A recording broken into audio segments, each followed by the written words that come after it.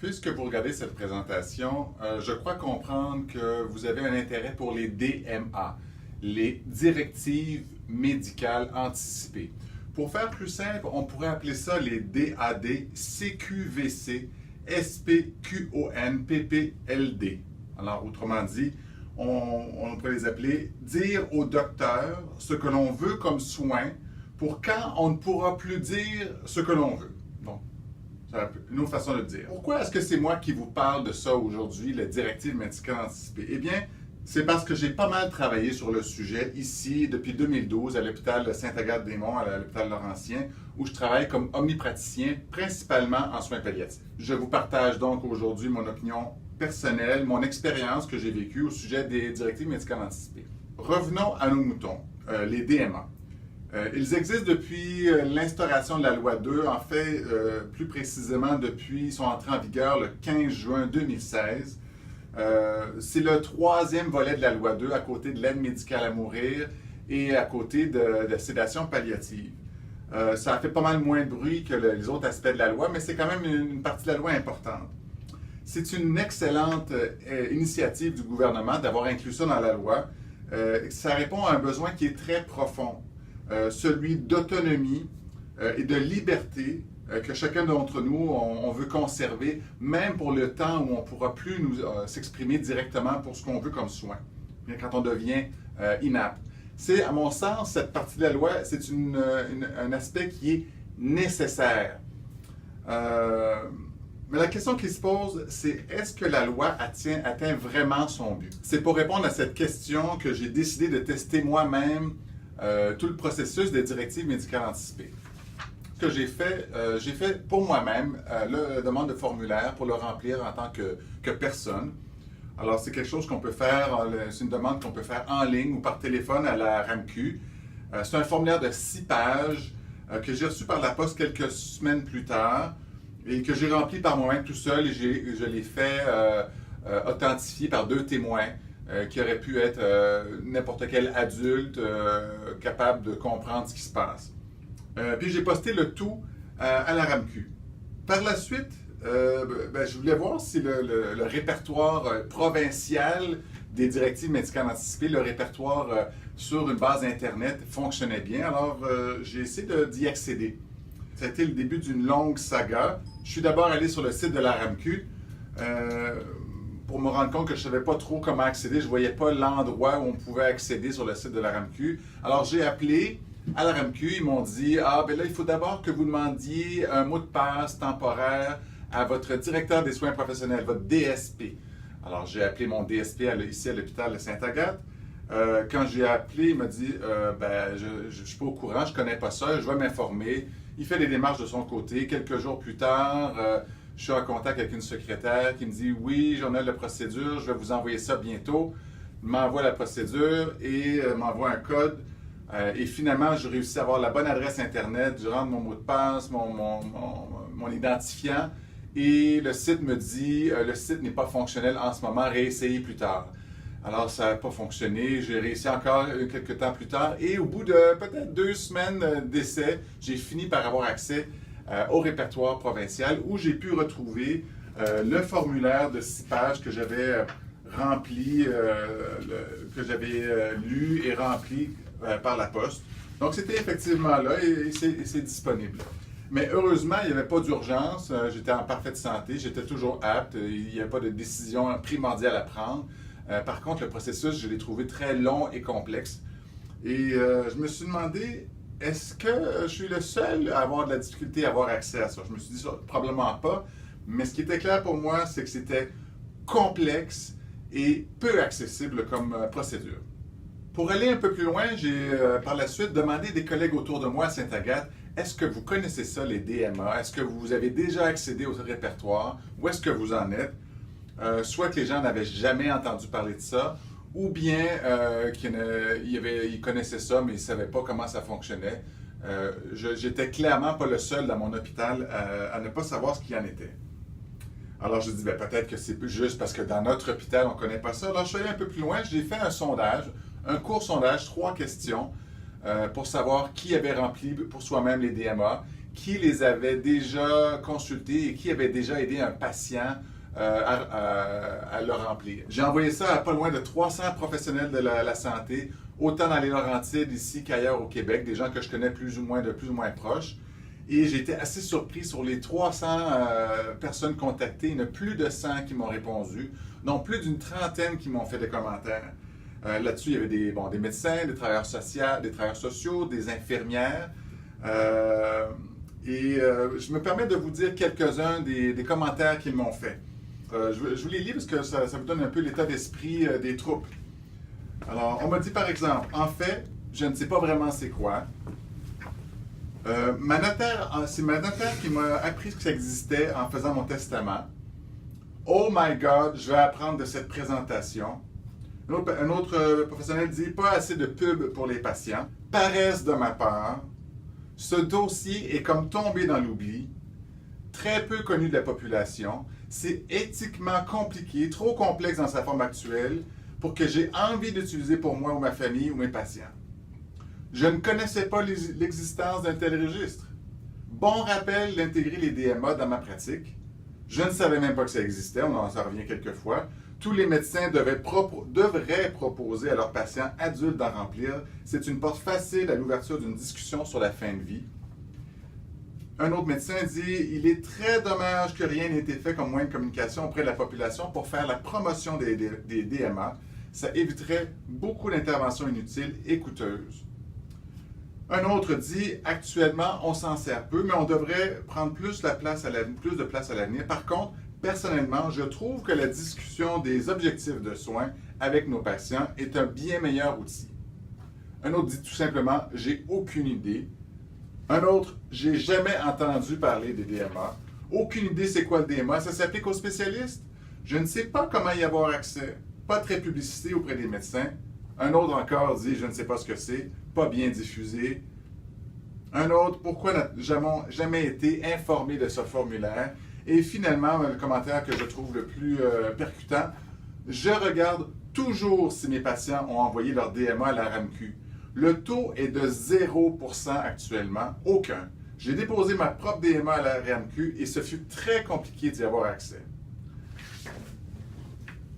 Si on résume, qu'est-ce qu'il y en est?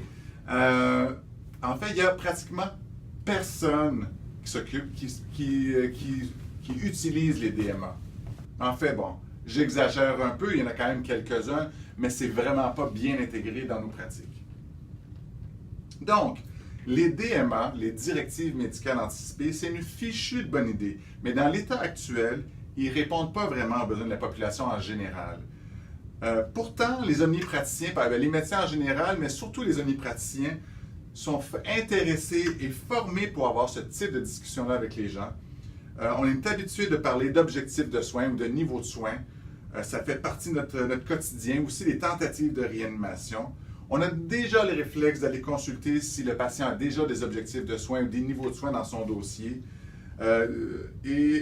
Nous sommes aussi capables d'établir si un patient est apte ou non. Ça fait partie de nos outils quotidiens. On se base sur des critères qu'on appelle les critères de la Nouvelle-Écosse. Laissez-moi un peu vous les résumer. Les critères de la Nouvelle-Écosse nous permettent de savoir si un patient est apte, si il est capable de comprendre la nature de sa maladie, il sait c'est quoi la maladie qu'il a. 2, s'il comprend la nature et les buts d'un traitement proposé. S'il connaît aussi les risques et les avantages d'un traitement. Et s'il connaît les risques et les avantages de ne pas avoir un traitement. Et finalement, si la maladie en tant que telle nuit à sa capacité à consentir à des soins. Donc ça, c'est des questions relativement simples que tout médecin peut réussir à poser à un patient pour savoir si un patient est apte ou non. Et savoir si les directives médicales anticipées doivent s'appliquer. Nous sommes aussi habitués de travailler en collaboration avec les familles, avec les autres professionnels, lorsque les situations sont plus complexes. Des fois, c'est blanc ou noir, mais des fois, il y a beaucoup de nuances où il faut bien analyser. Un texto, excusez-moi juste un petit instant. On sait bien, vous les docteurs, si c'est pas payant, vous ne serez pas intéressé à avoir ce genre de discussion avec les patients. Merci à cet auditeur pour son commentaire. Et en fait, il me donne l'occasion de vous parler aujourd'hui d'un projet qu'on a vécu ici à l'hôpital de Sainte-Agathe depuis 2012 et qui démontre que quand on donne le moyen aux médecins, ils sont très intéressés à aborder ce genre de questions de directives médicales anticipées, d'objectifs de soins, de réanimation. C'est le projet qu'on a appelé, nous ici, le projet d'objectifs de soins qui comprenait un volet DMA. Ça se concrétise par cette feuille ici qu'on a produite et qui est plus qu'une feuille, qui est tout un processus, qui est toute une réflexion soutenue par beaucoup de réflexions en équipe, avec le comité d'éthique, avec des focus group de médecins, de patients. C'était un gros travail. Et ce qui était l'avantage pour nous de cette procédure-là, de cette feuille-là, c'est que c'est un formulaire qui est simple. Même si c'est un sujet très complexe, on a essayé de simplifier les choses. Ça nous permet de savoir, par exemple, pour telle patiente ou tel patient, quelles sont ses volontés, vers où on doit aller avec les soins. Et depuis son implantation en 2013, on est passé d'un petit 4% des dossiers où on avait une feuille d'objectifs de soins ou de niveau de soins, à un très gros, près de 90% des dossiers où il y avait ce document qui explique bien ce que le patient veut ou que la famille, pour les patients NAP, a décidé comme soin pour un patient. Donc, il y a eu un grand changement de culture dans notre milieu et ça s'est fait en l'espace de quelques années. Donc, c'est possible de faire ce changement-là. Et dans tout ce processus-là, les médecins n'ont pas reçu de bonus de plus d'argent. Ça s'est fait parce qu'on le sait que c'est nécessaire et on le sait que c'est utile pour les patients. Et ce formulaire-là aussi, sa grande force, c'est qu'il est accessible. Dès qu'on ouvre le dossier informatique du patient, il est au-dessus du dossier, il est facile de le retrouver. Il n'y a pas à chercher pendant une demi-heure parce que quand on a besoin de ça dans une urgence, il faut que ça vienne rapidement. Dans ce formulaire-là, on a inclus un DMA qui va droit au but. Alors, le formulaire du gouvernement est à 6 pages. D'après moi, ça, c'est inaccessible pour la grande majorité des patients parce que c'est trop complexe. Nous, on s'est concentré sur l'essentiel. Puis c'est quoi qu'on veut? C'est que le jour où on va être inapte, le jour où on ne sera plus capable de décider, on veut pouvoir dire d'avance qu'on ne veut pas prolonger notre vie, qu'on ne veut pas qu'on s'acharne sur nous en faisant des soins qui sont trop excessifs pour notre état de santé, pour notre qualité de vie. Donc, on veut pouvoir ne pas avoir d'acharnement et pouvoir mourir en paix quand on est rendu à la fin de notre vie et qu'on a rendu inapte. Alors, je vais juste vous lire c'est quoi qu'on a, nous, formulé comme phrase pour vous expliquer un peu. Si mon état de santé se détériorait de manière irréversible, malgré les meilleurs traitements, et que tout indiquait que plus jamais je ne pourrais communiquer, alors je préférais que mon objectif de soins soit le confort maximal. Donc, dans le confort maximal, on parle plus de tentatives de réanimation, de dialyse, d'alimentation forcée, d'hydratation forcée. Ça tombe sous le sens que ce n'est plus ça qu'on veut. Les DMA instaurés par le gouvernement, c'est une excellente chose qu'il y a eu ce premier pas-là qui a été fait, mais il est possible de faire beaucoup mieux. J'ai quelques suggestions pour améliorer le processus. C'est peut-être des éléments sur lesquels on pourrait travailler pour à l'avenir améliorer les choses. Première chose, je crois qu'il faut d'abord simplifier la question du DMA. Pas d'avoir 6 pages, mais d'avoir une seule question. Et je la relis encore. Si mon état de santé se détériore de manière irréversible malgré les meilleurs traitements et que tout indiquait que plus jamais je ne pourrais communiquer, alors je préférais que mon objectif de soins soit le confort maximal. Donc, quelque chose d'aussi simple que ça, qu'un médecin peut discuter plus facilement au cours d'une rencontre avec un patient. Donc, deuxièmement, guider les patients. Je pense que les gens ne peuvent pas remplir ça seuls chez eux. Même s'il y a 2 témoins qui connaissent rien à la médecine, souvent, ça nous prend quelqu'un pour nous guider, pour savoir qu'est-ce qui est le meilleur choix dans notre situation. Pas pour nous dire quoi faire, mais pour s'assurer qu'on prend les meilleures décisions pour nous.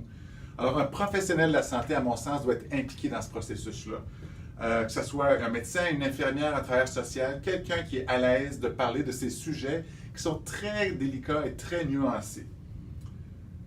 Autre point, je pense que l'accès doit être facilité. Faciliter l'accès en donnant au répertoire provincial à partir d'un outil que les médecins utilisent. Pas un site web qui n'est jamais utilisé par les médecins, mais plutôt quelque chose comme le DSQ qui est une clé que les médecins ont déjà en main, qui permet d'avoir accès au dossier Santé Québec, dossier électronique Santé Québec, que pratiquement tous les médecins utilisent de manière régulière. Donc, le répertoire, c'est là qu'il doit se trouver, là où les médecins vont déjà, pas à une autre place où les gens n'iront pas. Finalement, aussi, autre chose, il faudrait intégrer les DMA au fait d'objectifs de soins ou de niveau de soins. Parce que c'est une discussion qui va ensemble. Parler de tentatives de réanimation, parler d'objectifs ou de niveau de soins et de directives médicales anticipées, c'est une seule et même discussion qui peut se faire ensemble assez aisément quand on en prend l'habitude. Pas quelque chose de séparé. Je pense que ça doit être intégré. Finalement, je pense qu'il faut légiférer. Il faut que, par une loi, on dise que tous les patients vulnérables qui sont hospitalisés, qui arrivent de chez eux ou d'un centre d'hébergement, qui arrivent à l'hôpital, il faudrait que leur fiche d'objectifs de soins, incluant des DMA, de niveau de soins ou d'objectifs de soins, incluant des DMA, soit mise à jour à chaque hospitalisation. S'il y avait une loi qui nous encadrait pour qu'on fasse ça, tous les patients les plus susceptibles d'avoir besoin d'une DMA à jour en auraient une. Je pense que la loi pourrait nous aider encore plus pour faire que ça devienne un réflexe de le faire. Ce qui est certain, c'est qu'il est possible de faire mieux. Ce que le gouvernement a fait, c'est quelque chose d'excellent dans la bonne direction. Pourtant, il faut aller plus loin, il faut l'améliorer en simplifiant, en guidant les gens, en facilitant l'accès, en intégrant les DMA à d'autres outils qui sont déjà existants et en améliorant la loi. Que vous soyez professionnel de la santé, proche aidant, que vous ayez vous-même des problèmes de santé importants, qu'est-ce que vous pourriez faire pour vous assurer, pour maximiser votre capacité à choisir vos soins le jour où vous serez inapte et aider les gens autour de vous à faire la même chose aussi. J'espère que cette présentation-là vous a donné quelques pistes de réflexion qui vont vous aider dans votre réflexion. Bon, arrête de jaser. J'ai besoin d'un coup de main pour faire le souper et pour le devoir des enfants. Ah, ben écoutez, je vous remercie pour votre attention. Je dois vous quitter pour mon deuxième quart de travail. Ça m'a fait bien plaisir de vous partager mes impressions sur les directives médicales anticipées et j'espère que ça va éclairer un peu votre réflexion. Au plaisir.